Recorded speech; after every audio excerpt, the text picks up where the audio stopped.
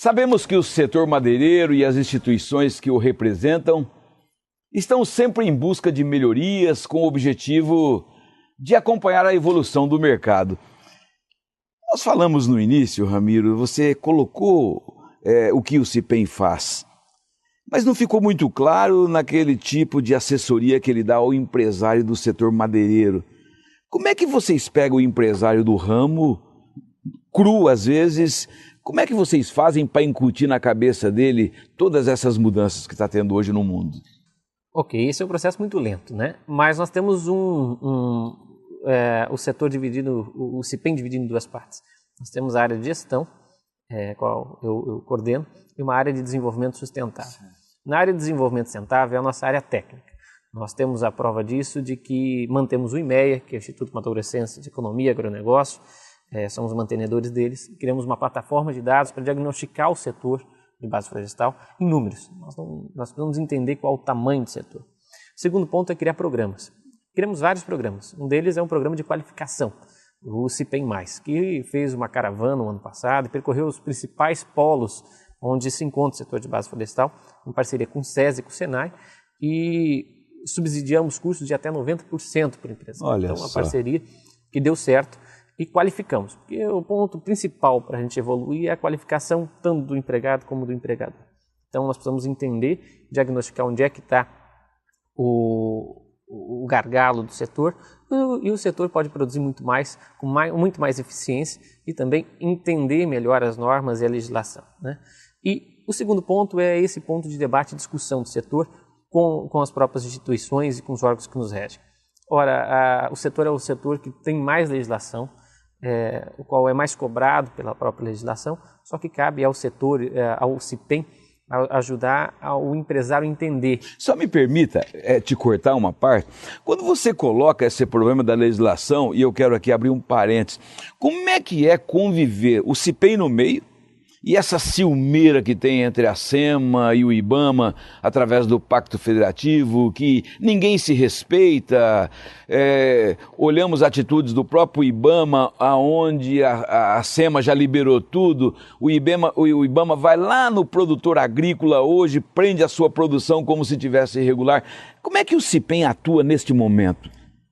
Nós estamos justamente tentando entender, assim como todos os empresários e os próprios juristas estão tentando entender essa nozeira que tem entre o IBAMA e a SEMA.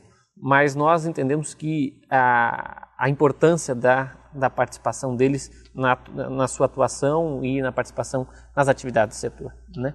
É fundamental dizer que a parceria do CIPEM com essas instituições é para buscar a maior transparência possível do aspecto de responsabilidade ambiental. Mas o CIPEM sim trabalha para essa intermediação. Ele tenta intermediar essa fiscalização do aspecto de que a gente quer sim ser fiscalizado. Nós queremos abrir as portas das nossas indústrias para a fiscalização, desde que ela seja clara. A legislação ela ainda não é clara, né? Então nós temos aí um volume de decretos saindo diariamente que impactam diretamente na nossa atividade e que nós precisamos auxiliar os próprios empresários, né, de como proceder. Há uma diferença do empresário para o CIPEM, do empresário aqui de Cuiabá, do setor madeireiro, com o empresário do setor madeireiro lá do Aripuanã. Como é que você faz para esses dois tipos? Pessoas preparadas para dar o treinamento no Aripuanã e aqui em Cuiabá de forma diferenciada, pela compreensão? De maneira alguma.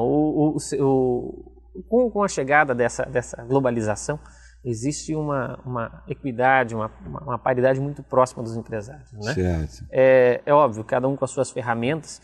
Nós sabemos muito bem que, em virtude das dificuldades de acesso à informação, o empresário de Colniza, o empresário de Aripuanã sofre muito mais do que o empresário de Cuiabá. Certo. Mas nós estamos preparados com o CIPEM para atender de forma igual e paritária os dois empresários, né? Não existe uma diferenciação nenhuma na parte de qualificação desse aspecto. Apenas nós tentamos um diferencial para a aproximação dessas distâncias, né, que existem entre essas diferentes sociedades. Quando eu digo diferentes sociedades, eu quero que você me entenda do aspecto de a internet aqui em Cuiabá funciona, então a gente consegue rodar o sistema Cisflora, por exemplo, com muito mais facilidade do que DOF, por exemplo, do que em Colniza. Mas nós estamos trabalhando muito né, para a criação de políticas que fomentem esse acesso e facilitem também a integração desses diferentes setores, eu diria, comunidades, né? Essa diferenciação que nós temos que ter. Como é que é qualificar essa mão de obra, que eu estou curioso para saber? É um grande desafio, mas nós temos bons parceiros, né? O Senai tem atuado fortemente, o SESI tem nos ajudado muito. Nós temos que enfrentar primeiro o alfabetismo, né? Nós temos a ajuda do SESI com o EJA, nós temos turmas de educação de jovens e adultos dentro das empresas. Isso já é um grande desafio, né? A gente ter pessoas alfabetizadas que possam ser qualificadas. E o segundo é ir para dentro e entender a empresa, né? Então, nós estamos contando com um quadro muito bom de consultores que entendem a empresa, a rotina da empresa e trazem soluções para a atividade de madeira, né? Há pouco tempo, eu me encontrava na capital do estado e me lembro que teve uma rebelião lá no presídio em Sinop. E o presídio, praticamente quase 200 presos se rebelaram. Eu verificava que os presos seguravam 8 a 10 reféns, pais de família, seres humanos. E eu tinha a oportunidade de, naquele mesmo momento, presenciar o governo do estado numa reunião política para saber os destinos da base aliada para as próximas eleições. Não há um contrassenso nisso, e eu vou pegar esse aspecto e dizer, essa preocupação do governo com a segurança pública, de não agir imediatamente na situação do presídio. Como é que está a atuação do governo do estado relacionado ao setor ligado ao CIPEM? Eu deixo uma crítica pessoal. Existem focos diferentes para responsabilidades diferenciadas, né?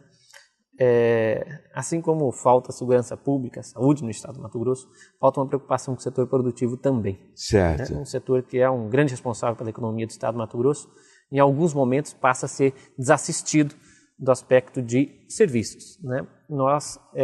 A prova disso é que o setor de base florestal mais contribui com taxas para o setor, para o governo do estado do Mato Grosso, para a SEMA em especial. E em alguns momentos nós não temos o serviço que deveríamos ter.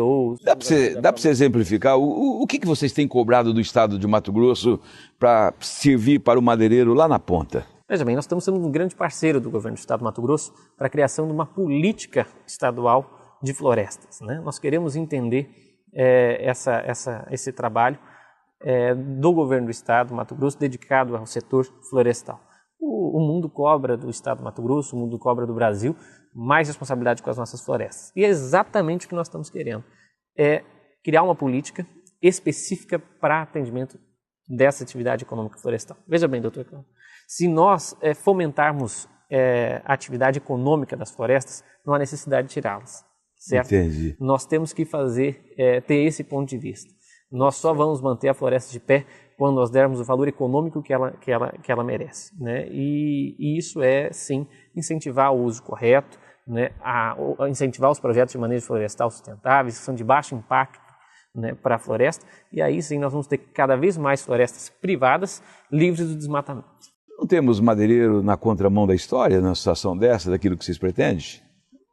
Não existe setor santo, né? Claro. Sempre existe joio junto com o trigo. Mas o setor, em especial o CIPEM, foi criado justamente para abolir isso. Nós defendemos a legalidade e precisamos tratar o legal e incentivar a produção do legal e achar o mercado para o legal e abolir o ilegal. É por isso que eu volto a dizer, nós defendemos a fiscalização, somos parceiros dessa atividade porque nós queremos abolir a ilegalidade para poder que o setor cada vez mais seja visto como um setor sustentável. Essa é a situação do próprio trabalho da SEMA, do próprio trabalho do IBAMA. É fácil você, como cidadão, ao adentrar dentro desses órgãos, observar que há um determinado receio, um determinado medo em trabalhar rapidamente. Algum dia, será que vão conseguir, Ramiro, desmistificar essa situação dos órgãos públicos, principalmente ligado à base florestal? Esse é o maior desafio, né? Ainda existe um preconceito sobre essa atividade, mas eu dizia esses dias atrás, numa viagem a Brasília, que esse é o nosso maior desafio. Nós estamos mudando o nosso campo de visão do que é sustentabilidade. Sugeri a ideia do Bradesco, que usava aquela folha reciclável, né, e divulgou isso, que usar o papel reciclado era interessante naquele momento. Claro. e agora no ano de 2011 volta a usar o papel branco, porque ele descobriu que a reciclagem ela era mais ineficiente e não era tão sustentável como se parecia. Eu acho que nós estamos mudando os nossos conceitos de sustentabilidade. E quando eu falo mudando o nosso conceito de sustentabilidade, eu estou falando que nós estamos chegando num conceito de tecnologia e inovação muito grande. Entendi. Então, nós trocamos a madeira em algum momento, né, o uso da madeira, por produtos de mineração, pela cerâmica, enfim, e talvez eles não sejam tão renováveis e as fontes não sejam renováveis quanto a madeira. Né? Hoje, se você quiser utilizar da tecnologia para plantar um pau-brasil, você tem essa total fonte genética que nos permite a plantio. Então, cabe um pensamento. Muito provavelmente, daqui a uns 10 anos, estaremos falando, assim como a ONU falou em 2011, usem madeira de forma consciente, mas usem madeira. Então, nós estamos vendo novamente o mundo mudar os seus conceitos de sustentabilidade. E talvez, doutor Cláudio, usar madeira proveniente de manejo florestal sustentável seja realmente sustentável. Okay. Então, nós temos como fazer diferente. Ok. Nós vamos para um rápido intervalo de uma entrevista gostosa como essa. Lembrando também que você pode conferir esta e outras em nosso site claudioalvessemcensura.com.br. Você pode também nos acompanhar durante a semana em nossas redes sociais, como o Facebook. Voltamos já.